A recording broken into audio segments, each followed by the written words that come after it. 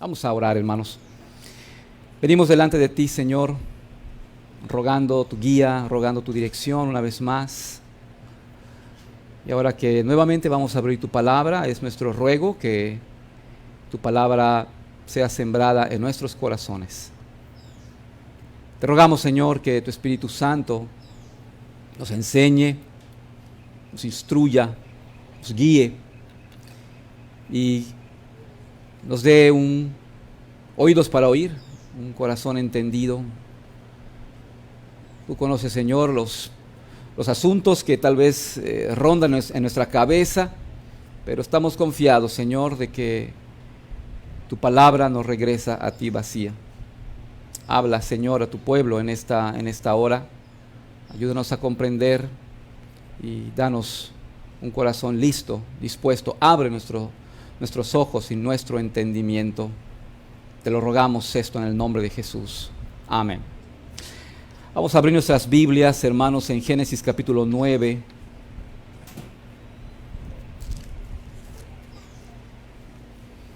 Vamos a leer la parte final de este capítulo, del 18 hasta el 29. Génesis 9, del 18 al 29. Dice la palabra de Dios de esta manera, Génesis 9, del 18 al 29. Y los hijos de Noé que salieron del arca fueron Sem, Cam y Jafet. Y Cam es el padre de Canaán. Estos tres son los hijos de Noé. Y de ellos fue llena toda la tierra. Después comenzó Noé a labrar la tierra y plantó una viña. Y bebió del vino. Y se embriagó. Y estaba descubierto en medio de su tienda. Y Cam, padre de Canaán, vio la desnudez de su padre. Y lo dijo a sus dos hermanos que estaban afuera. Entonces Sem y Jafet tomaron la ropa, la pusieron sobre sus hombros, sus propios hombros, y andando hacia atrás, cubrieron la desnudez de su padre, teniendo vueltos sus rostros, y así no vieron la desnudez de su padre. Y despertó Noé de su embriaguez y supo lo que le había hecho su hijo más joven. Y dijo: maldito sea Canaán, siervo de siervos será a sus hermanos. Dijo más: bendito por Jehová mi Dios sea Sem, y sea Canaán su siervo. Engrandezca Dios a Jafet, y habite en las tiendas de Sem, y sea Canaán su siervo. Y vivió Noé después del diluvio 350 años. Fueron todos los días de Noé 950 años y murió. Bueno, había llegado un nuevo comienzo. Se esperaría que todo fuera diferente. Ese mundo de violencia de la era antediluviana había terminado, había sido juzgada la tierra con este diluvio. Y se iba a comenzar de nuevo con Noé y su familia, a quien Dios por su gracia los había salvado del diluvio. En los versos 18 y 19 de este capítulo dejan ver que Dios había cumplido su promesa a Noé, de salvarlo a él y su familia. Y por eso dice allá el 18, salieron del arca Sem, Ham, Jafet. Cam es y dice el versículo 19, estos tres son los hijos de Noé y de ellos fue llena toda la tierra. Aunque Dios le anunció a Noé que iba a traer su juicio sobre la tierra a través del diluvio, fue claro con Noé acerca de su promesa que lo salvaría a él y su familia. Y aquí tenemos la prueba. Noé, sus hijos, han salido del arca. Dios ha sido fiel a su promesa. Dios ha preservado a su familia. Y note lo que dice el final de ese verso 19. De ellos fue llena toda la tierra. Dios no renunció a su proyecto divino. Dios continúa su proyecto divino de tener comunión con seres hechos a su imagen y semejanza. Que ellos puedan conocer su gloria y ellos puedan adorar a Dios para siempre. Esa frase de ellos fue llena toda la tierra significa todos los pueblos, todos los grupos étnicos de la tierra provienen de esta familia. La humanidad, la raza humana, no venimos de los simios, hermanos, no somos el resultado de la evolución. Cuando miramos las tribus y los pueblos de este mundo, debemos recordar que son los descendientes de los hijos de Noé. Y eso significa, Dios es fiel a su pacto. Dios es fiel a su promesa. Dios mandó a Adán y a Eva que se multipliquen y pueblen la tierra, y lo mismo también le pidió a Noé y a sus hijos cuando bajaron, que se reproduzcan, y esto es lo que ha ocurrido. Dios continúa su proyecto. Quisiera que dividamos esta porción en 3 partes, y vamos a ver el pecado que comete Noé. Porque si hay algo que debemos ver, hermanos, es que Noé tiene una naturaleza pecaminosa, heredada de Adán. Como usted, como yo, como toda la humanidad. Y al entrar Noé al arca, él y su familia subieron con una naturaleza pecaminosa. Ellos solo fueron salvados por gracia. Y cuando bajaron del arca, también bajaron con la naturaleza pecaminosa. Y eso nos hace entender que en la tierra persiste el pecado. Vamos a dividir entonces esta parte en 3. Primero vamos a ver el pecado de Noé. Luego vamos a ver el pecado contra Noé. Y luego vamos a ver las consecuencias que acarrea el pecado. En primer lugar, el pecado de Noé. Aunque hemos visto, ¿verdad?, a un Noé viviendo en obediencia y lealtad al Señor, también se nos va a dejar ver momentos de flaqueza de este creyente.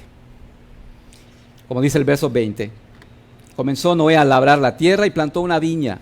Noé era un labrador. En el hebreo se deja entender que Noé ya era un labrador. De ahí que plantó una viña. Y lo nuevo aquí que se destaca es justamente el desarrollo del cultivo de la vid. Noé es tenido como el iniciador de lo que se le llama la vitivinicultura, el cultivo de la vid, la elaboración del vino. Seguramente le llevó a Noé tiempo sembrar, cuidar, cosechar, y bueno, llegado el tiempo de la cosecha, pues llevó a cabo ese proceso de hacer vino para disfrutar de su producción. El relato señala que bebió del vino y ¿qué? Se embriagó. Y estaba descubierto en medio de su tienda. Hay quienes piensan que Noé ignoraba la naturaleza y los efectos del vino, por lo que bebió inocentemente. Se emborrachó. Muestran de esta manera a un Noé ingenuo. Pero pues, Noé tenía ya sus años, Noé no ignoraba esto. Era un hombre experimentado de la tierra y sabía lo que podía hacer el vino. No fue una pobre víctima del vino. Es claro que Noé se excedió en su forma de beber.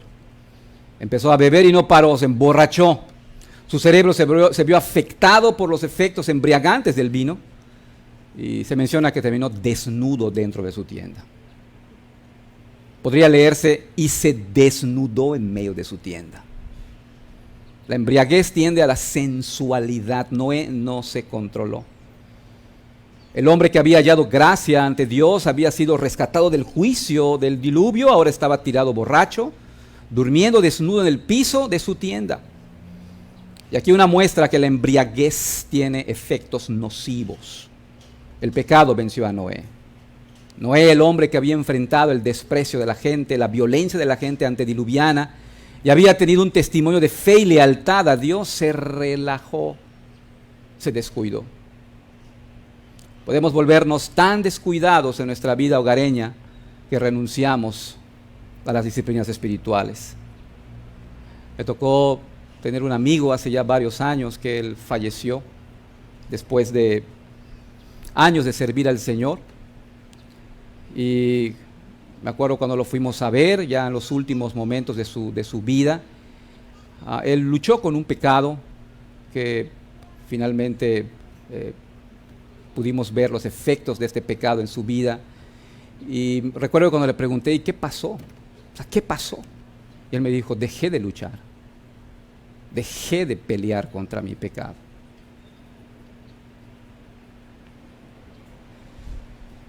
Podemos volvernos descuidados en nuestras disciplinas espirituales y pensamos que todo lo podemos controlar. Sirva esto como una advertencia sobre el efecto que llega a tener el alcohol. El problema que se deja claro aquí es que Noé bebió y se embriagó. Noé no terminó bien su borrachera. El asunto no está en que bebió. El asunto está en que se embriagó. La Biblia habla claramente sobre este asunto, hermanos. En Efesios 5:18, por ejemplo, dice: no os embriaguéis con vino, en lo cual hay disolución, antes bien sed llenos del Espíritu. Esta palabra disolución, dice: no os embriaguéis con vino, en lo cual, en el vino, hay disolución. Esta palabra disolución tiene la idea básica de desperdicio. Describe una vida desprovista de virtud. Otras versiones la traducen como desenfreno. No os embriaguéis con vino, en lo cual hay desenfreno. Y alude a una vida sin control. Esto es lo que ilustra el estado en que quedó Noé. La borrachera es lo opuesto a una vida de sobriedad. Y por lo tanto la borrachera es la antítesis de la sabiduría. Es la antítesis de una vida sujeta al Espíritu Santo. Los borrachos no se caracterizan por ser sabios, no se caracterizan por tener dominio propio, no se caracterizan por estar bajo el control del Espíritu Santo. Los borrachos no actúan con sabiduría, sino actúan con insensatez. Una persona que está bajo los efectos del alcohol habla con necedad, habla con insultos, habla con ofensas. Una persona que está bajo los efectos del alcohol se ríen como necios. Lo que hacen, dicen y piensan es insensato, no es sabio. La publicidad de este mundo de tinieblas quiere vender el engaño de los que beben, son distinguidos, son educados, son honorables. La publicidad nunca pone a un borracho diciendo sandeces, ofendiendo, insultando. Nunca ponen a un te por ocho con delirium tremens, mojado en sus pantalones.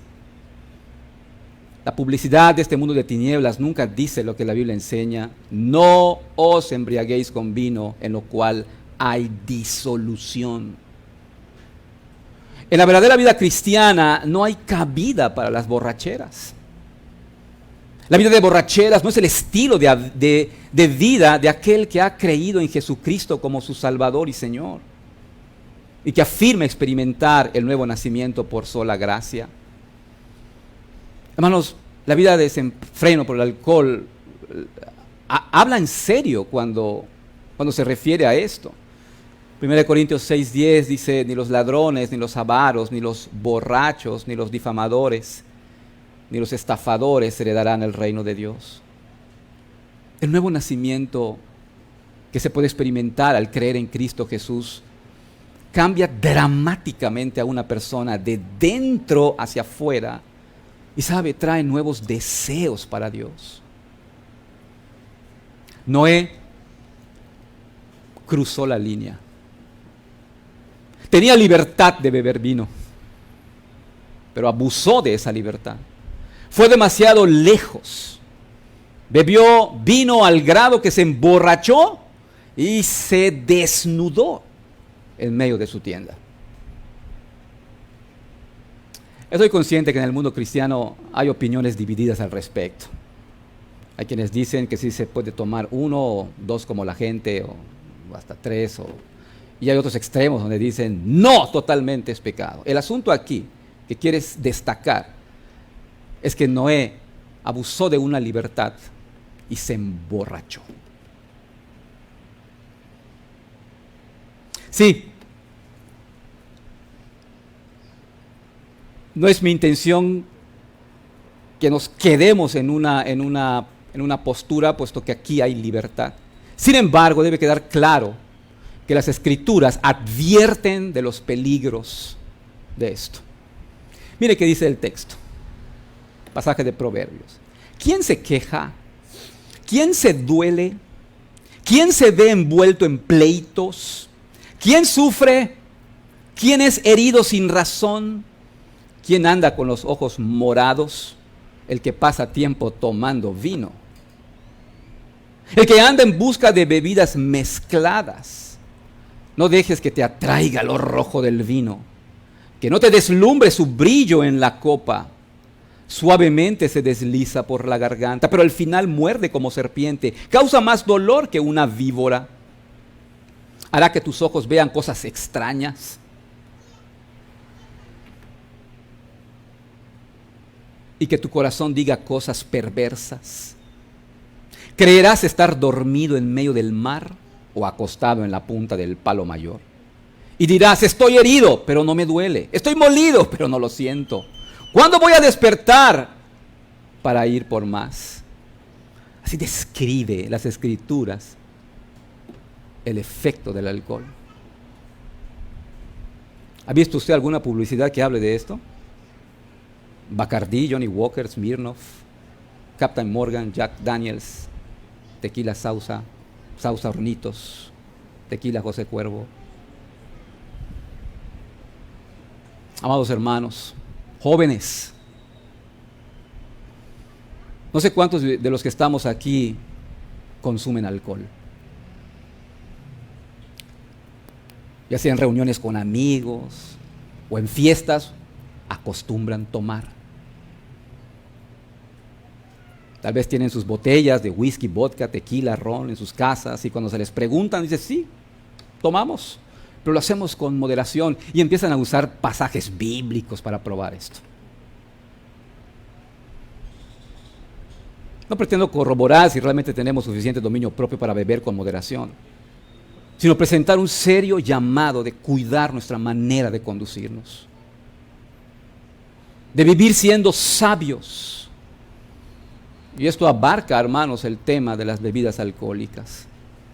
El llamado es claro, no os embriaguéis con vino. Queridos jóvenes, tengan cuidado con esto. Tal vez piensen que ustedes pueden controlar y dominar y pueden vivir diferente a como les enseñaron sus padres. Pero no juegues con fuego.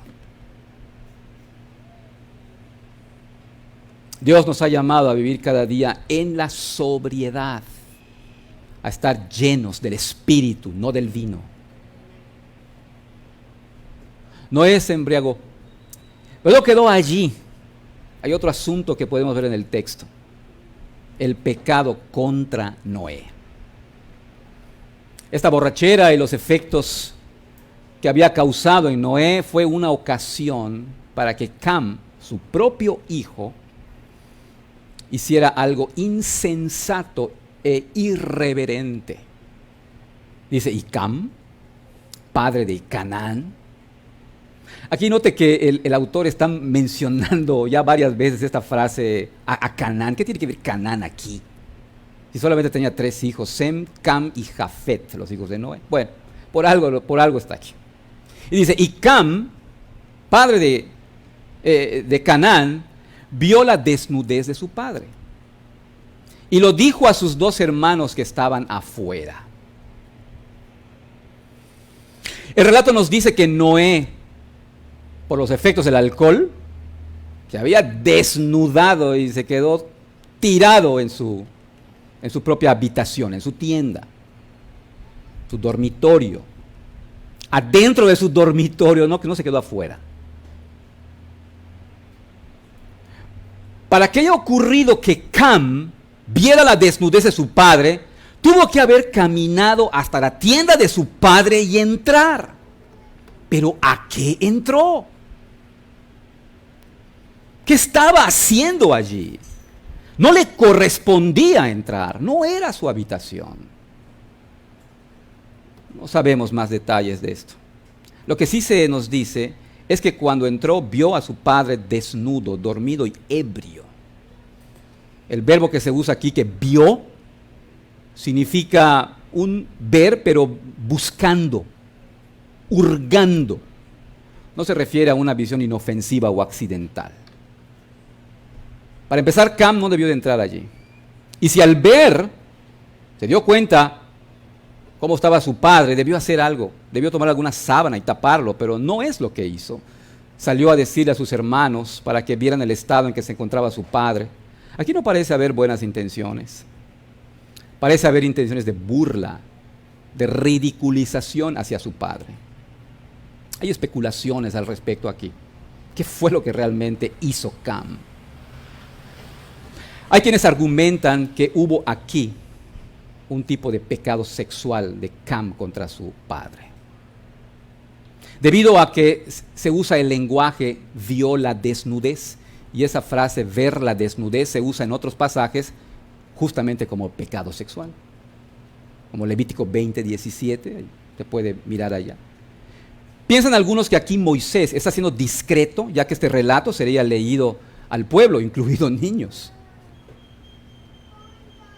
Otros piensan que el pecado de Cam fue la falta de respeto hacia su padre, burlándose de esta manera de la autoridad de su padre, teniendo el placer perverso de ridiculizarlo ante sus hermanos, haciendo de su padre un motivo de burla, queriendo que lo vieran en su peor momento, tendido desnudo en su habitación.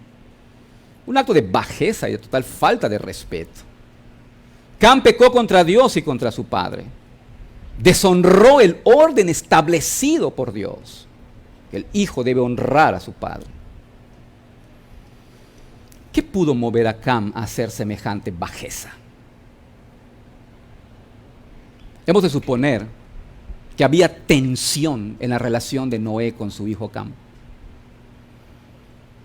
Especialmente con su hijo Cam, o tal vez con los demás, pero especialmente con Cam. Cam decide faltarle al respeto y desafiar la autoridad y el liderazgo de Noé. Tal vez se cansó de él, tal vez ya estaba cansado de que le dijera qué hacer, tal vez hubo cierta tensión cuando construyeron el arca, porque Noé les estaba dando órdenes, tal vez todo el año que estuvieron dentro del arca y tenían que dar responsabilidades, limpiar el área de los animales o darles de comer, tal vez la relación se tensó.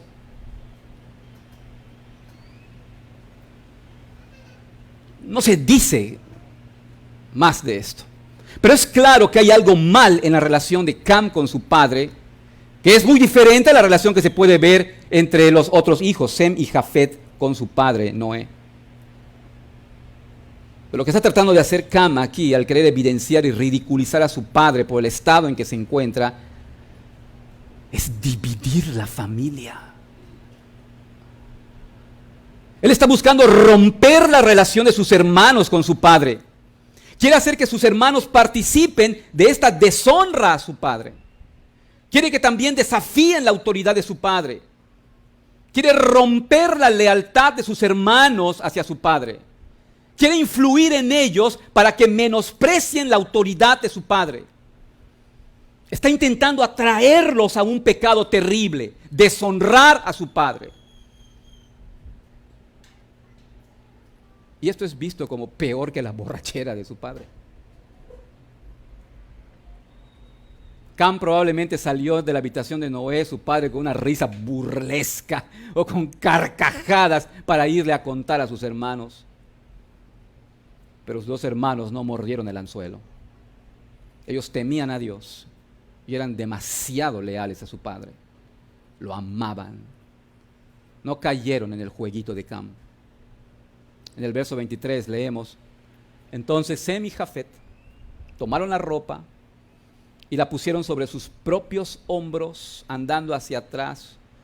Cubrieron la desnudez de su padre, teniendo vueltos sus rostros, y así no vieron la desnudez de su padre. Sem y Jafet hicieron lo contrario de Cam. Ellos entraron, pero para cubrir la desnudez de su padre. Tomaron la ropa, o como dice literalmente el hebreo, el manto. Es probable que sea el manto que Cam sacó para ir a ridiculizarlo. Y es el mismo que toman, lo ponen en sus hombros y van y entran. Y dice aquí, pusieron el manto sobre sus propios hombros. Miren el lenguaje que se usa para señalar el gran cuidado que tuvieron los hermanos para no ver a su padre desnudo. Pusieron el manto sobre sus propios hombros. caminaron hacia atrás, taparon a su padre teniendo vueltos sus rostros, es decir, mirando hacia otro lado, y así no vieron la desnudez de su padre. Qué marcado contraste. Cam quería que vieran a su padre desnudo y se burlaran de él, los hermanos solo querían cubrirlo y de esta manera respetarlo y honrarlo. Cam quería exponer la vergüenza de su padre, los hermanos querían cubrir la vergüenza de su padre. Eso era lo que debió hacer Cam. Con eso le dijeron a sus hermanos, no, nosotros no vamos a participar de esto. Seremos leales a nuestro Padre. Y esto es lo que hace el amor de Dios morando en nosotros. Primera de Pedro 4:8 dice, el amor cubre multitud de pecados. Pero ¿qué es lo que hacen muchos? Descubren. Y el amor cubre, ama, perdona. Cam quería dividir la familia, quería romper la unión, quería desprestigiar y deshonrar la autoridad del padre, quería acabar con los lazos familiares. Cam quería destruir. Miren lo que dicen los proverbios. El odio despierta rencillas, lo que hizo Cam, pero el amor cubrirá todas las faltas, lo que hicieron Sem y Jafet. Mira otro Proverbios 6:16 al 19. 6 cosas hay que el Señor odia. 7 son abominación para Él. Ojos soberbios, lengua mentirosa, manos que derraman sangre inocente, un corazón que trama planes perversos, pies que corren rápidamente hacia el mal, un testigo falso que dice mentiras, y el séptimo, el que siembra discordia entre sus hermanos. Eso es justo lo que hizo Cam. Es justo lo que hace Satanás. Gran contraste. Dios es el gran edificador del hogar y el diablo es el gran destructor. Dios es el gran pacificador del hogar, el diablo es el gran destructor de la paz del hogar. No sé cómo estén las dinámicas en sus hogares. No sé cómo estén las relaciones interpersonales de los que estamos aquí en nuestro hogar. Pero aquí hay importantes lecciones de lo que Dios espera de nosotros como pueblo de Dios en nuestro hogar. Tal vez sigas la línea de Cam y buscas desprestigiar a los de tu familia, exponiendo sus faltas, sus pecados. Tal vez seas ese hermano que ya no soportas a tu papá. Tal vez seas ese hermano que ya no soportas a tu madre y estás sembrando discordia entre tus hermanos. Ten cuidado. Tal vez estás buscando influir entre tus hermanos a que se rebelen contra la autoridad de tus padres. O tal vez eres esa esposa que está descubriendo las faltas con los amigos o las amigas. Ten cuidado, eso no lleva a sitio seguro. Es mejor arrepentirse, pedir perdón al Señor y clamar por un cambio en el corazón.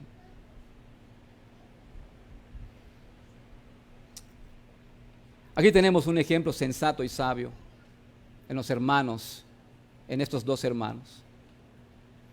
Y podemos ver cómo ellos reflejaron ese amor de Dios que cubre multitud de pecados. Es justamente lo que el Señor Jesús ha hecho, lo que hizo en el Calvario por nosotros los pecadores. Cubrir nuestros pecados con su amor sacrificial en la cruz del Calvario.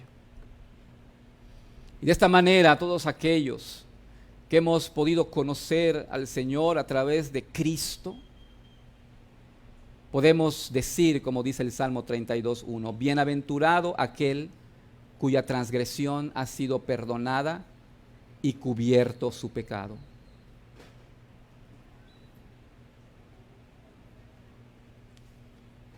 ¿Cómo es tu vida? ¿Eres de los que han estado exponiendo las culpas de tus padres con tus hermanos? ¿Eres de los que has estado intentando poner mal a tus padres ante tus hermanos? Es tiempo de pedir perdón. Es tiempo de dar un giro y cubrir los pecados de ellos con el amor de Cristo.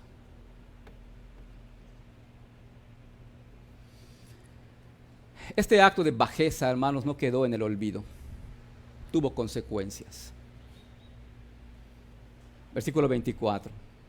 Despertó Noé de su embriaguez y supo lo que le había hecho su hijo más joven. ¿Cómo supo Noé lo que le habían hecho? Tal vez al despertar notó que había algo diferente en lo que traía encima. Tal vez yo no duermo así, ¿por qué desperté así? Tal vez le pregunta a Sem y a Jafet, no sabemos, no se nos dice. Lo que sí sabemos es lo que Noé dijo al enterarse de lo sucedido. Y dijo, maldito sea Canaán, siervo de siervos será sus hermanos. Bueno, esperaríamos que la maldición fuera para Cam, no para Canaán.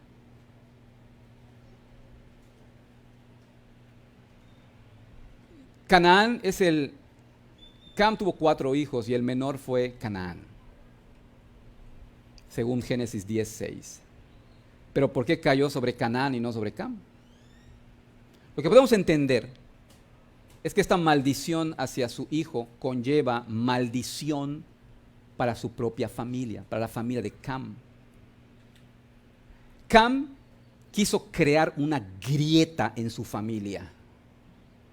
Y la maldición fue que la grieta vino en su familia.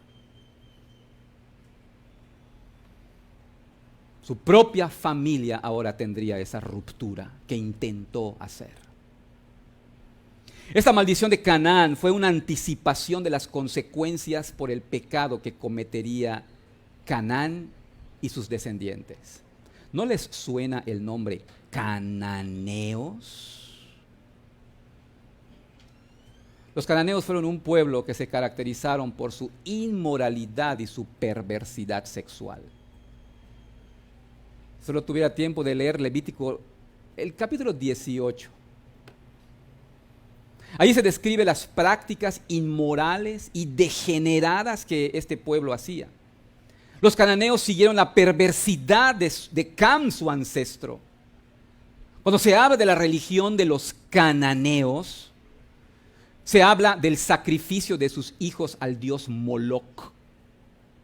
Se lo ofrecían en sacrificio quemado. La religión cananea también incluía idolatría, incluía prostitución sexual, incluía la adivinación, que es abominación contra Dios. Este era el patrón de vida de los cananeos. Esto era lo que las familias cananeas por lo general practicaban. Después que pasa todo eso, pasan años más tarde, y aparece en escena Abraham, que en su momento lo vamos a ver. Bueno, Abraham cuando sale de su tierra, una de las tierras donde él llega es Canaán. Y ahí se da cuenta de las prácticas inmorales de los cananeos. La vida desenfrenada de los cananeos no parecía tener final. Este relato del Génesis, no olviden que tiene como lectores principales a los israelitas, que se están dirigiendo a la tierra prometida. ¿Cuál es la tierra prometida?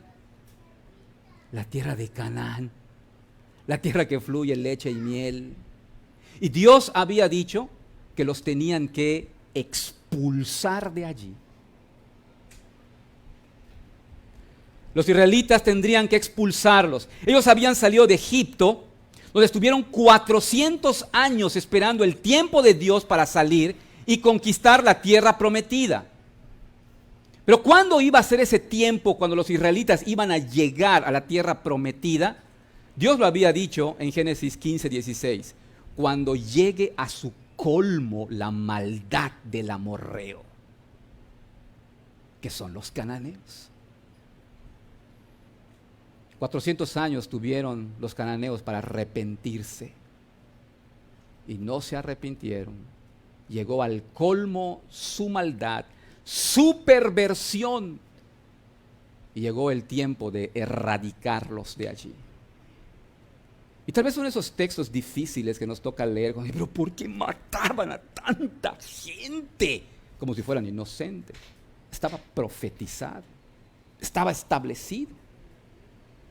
No respondieron al arrepentimiento y llegó el tiempo cuando el colmo de su maldad se cumplió. Los israelitas se están dirigiendo allí. Saben quiénes son esos cananeos.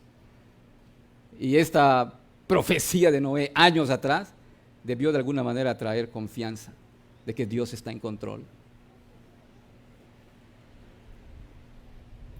Los cananeos fueron hechos los siervos de siervos, como lo predijo Noé. Pero también Noé pronunció bendición para sus otros hijos, Sem y Jafet. Dijo también, bendito sea el Señor, así se lee en la versión Las Américas.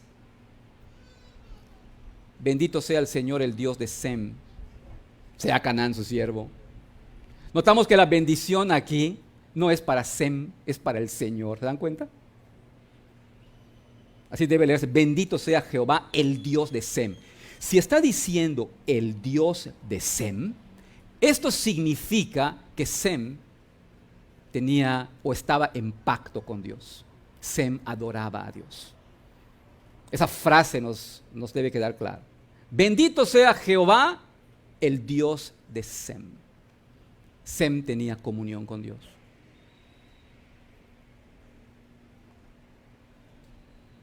Se destaca, en el original aparece el nombre de Jehová, que es el nombre que se usa para referirse al Dios del pacto. Lo que sugiere aquí entonces que Sem estaba en una relación con Dios. Y esta era su máxima bendición de Sem. Esta es la más grande bendición que una persona puede experimentar. Estar en pacto con Dios, tener una relación con Dios a través de Cristo. De nueva cuenta repite, y sea Canaán su siervo. También hay bendición para su otro hijo. Engrandezca Dios a Jafet y habite en las tiendas de Sem y sea Canaán su siervo. Ese señalamiento que se hace, habite en las tiendas de Sem, implica compartir las bendiciones señaladas para Sem.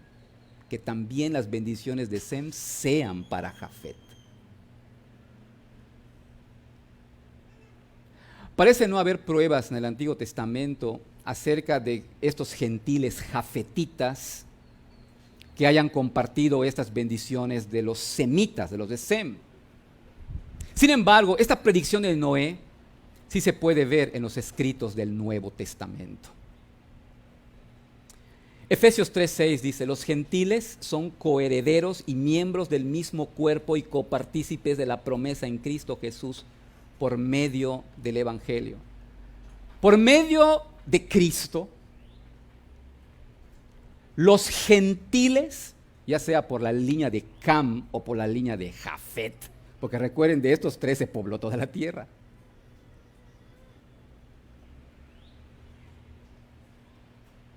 Llegan a ser la verdadera simiente de Abraham, como señala Gálatas.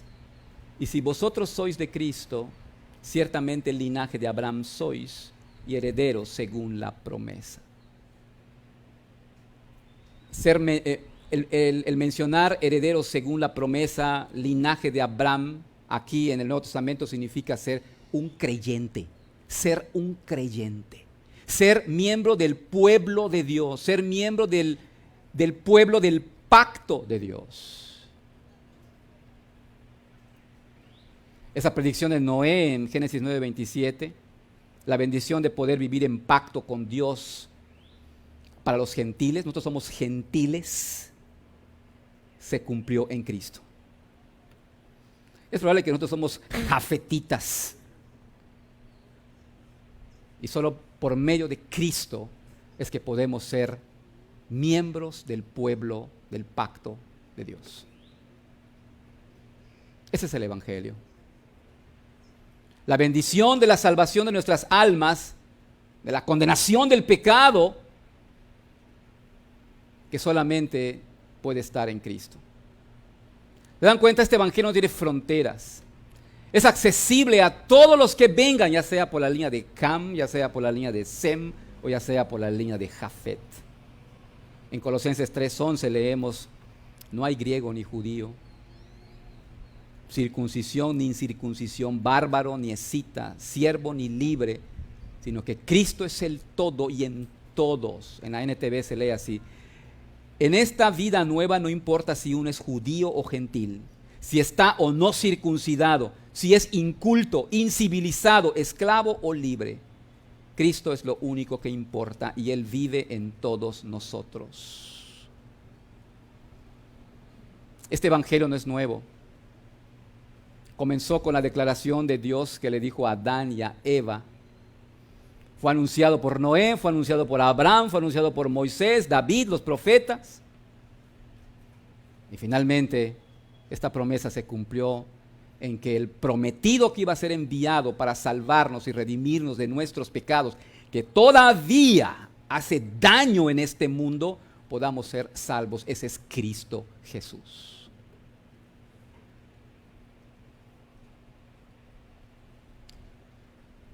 En Juan 1:29 dice: Cristo es el Cordero de Dios que quita el pecado del mundo. Noé y su familia bajaron a este nuevo mundo que había sido juzgado por el diluvio, pero traían el pecado. Noé no fue el que venía a quitar el pecado,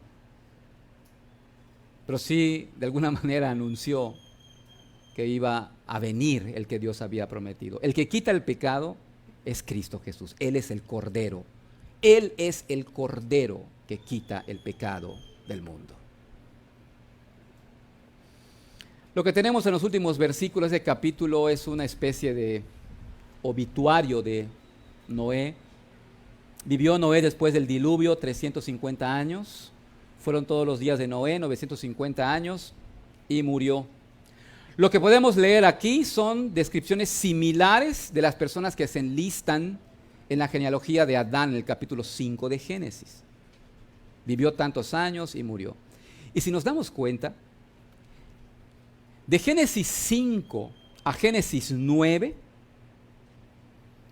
están separados por un largo relato donde está Noé. El capítulo 5, la genealogía terminó hablando de Noé, y luego a partir del 6 empieza el largo relato de Noé con lo del asunto del diluvio, y termina aquí, capítulo 9. Y termina así: fueron los días de Noé 950 años y murió. Si hay algo que muestra la vida de Noé, es la fidelidad de Dios salvándolo del diluvio, y también nos muestra la debilidad humana. La vida en la tierra finalmente termina. Lo mismo se dirá de usted, lo mismo se dirá de mí. Fueron los días de fulano en la tierra y murió.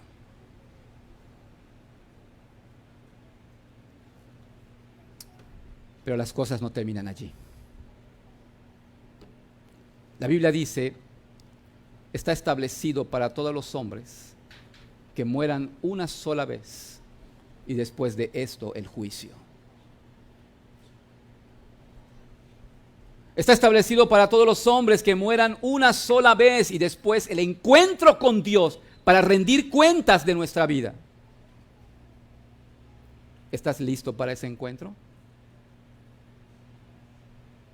Si piensas que todavía falta mucho para ese encuentro, sacúdete de ese engaño. Si piensas que todavía falta muchos años, debes entender que los años de nuestra vida se van volando. ¿No te pasa que cuando te sientas a ver un álbum de fotos, creo que es de las frases que más aparecen? Mira, wow, tenía yo pelo allí, estaba yo delgado. Hace una semana nos sentábamos, fuimos a cenar con con Ricardo y Berenice, padres de Ricardo que están aquí, bienvenidos. Y sacaron el álbum de fotos y empezamos a ver, y eso eran los comentarios, ¿no? Y si hay algo que nos dimos cuenta, es que la vida se ha pasado volando.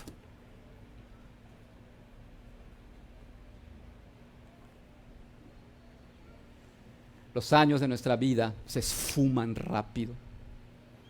Y si eres de los que está buscando el propósito de tu vida en el deleite de este mundo, en la disolución que trae el alcohol, en las adicciones, en una vida sin Dios, debes saber que ese encuentro con Dios puede ser muy pronto, tal vez hoy.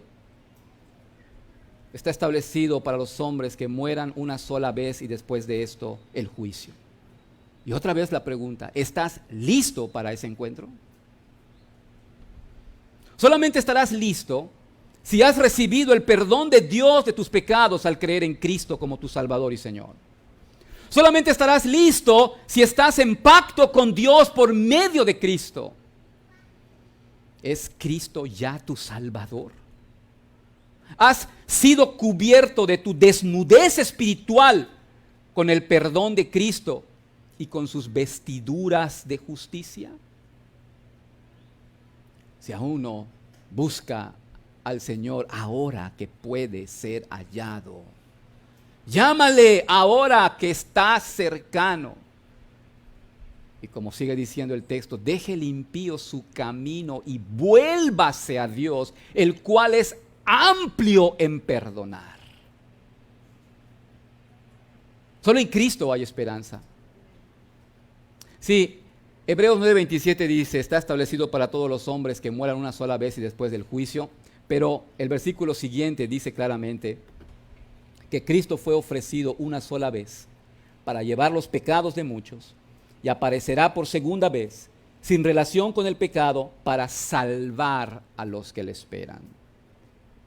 ¿Eres de los que le esperan? ¿O estás deleitándote, encontrando la disolución en este mundo de tinieblas, en este mundo caído? Amados hermanos, Dios nos llama a vivir una vida en sobriedad en este mundo caído.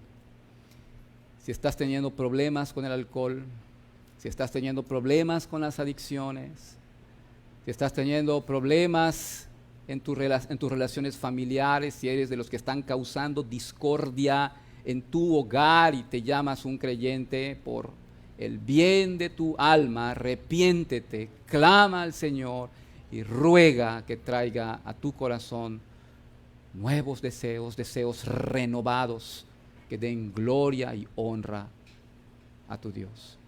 Ahora es el tiempo de buscar la salvación del Señor si aún no la tienes. Oremos. Te damos gracias, Señor, por tu palabra. Gracias te damos porque nos has dado a Cristo el Salvador. En Él está nuestra gran esperanza. Te rogamos, Señor, que nos ayudes día tras día a mortificar el pecado que intenta acosarnos día tras día.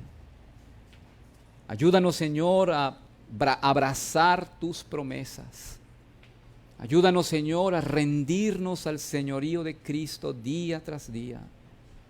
Tú conoces, Señor, nuestros corazones, nuestras luchas, nuestras batallas. Tú lo sabes todo, tú lo miras desde tu trono. Rogamos, Señor, que tú traigas convicción de pecado a nuestros corazones, de manera que seamos movidos al arrepentimiento y venir a ti con fe y esperanza. Gracias, oh Dios, te damos por tu Espíritu Santo que nos instruye, que nos guía, que nos reprende y nos enseña y nos lleva a ti. En el nombre de Jesús, nuestro amado Salvador, te lo rogamos. Amén.